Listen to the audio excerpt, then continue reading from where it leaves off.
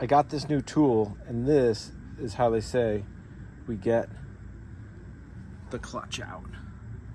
It was recommended to use some anti-seize lubricant on there. Although it was a real big pain in the butt to get off, I removed all these side skirts so that I could easily take that off. It is well anti-seized now. We're gonna do it without a gun just to see how hard it is.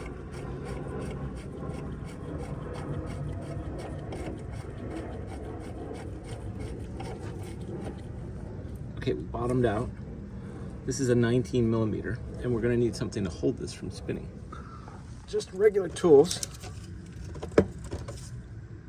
I can see how this could possibly be hard to do.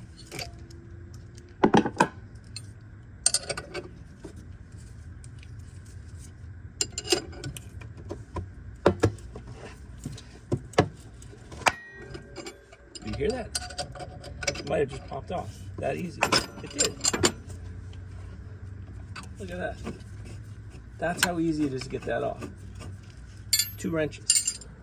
Nothing tricky about this. We just pull it right out.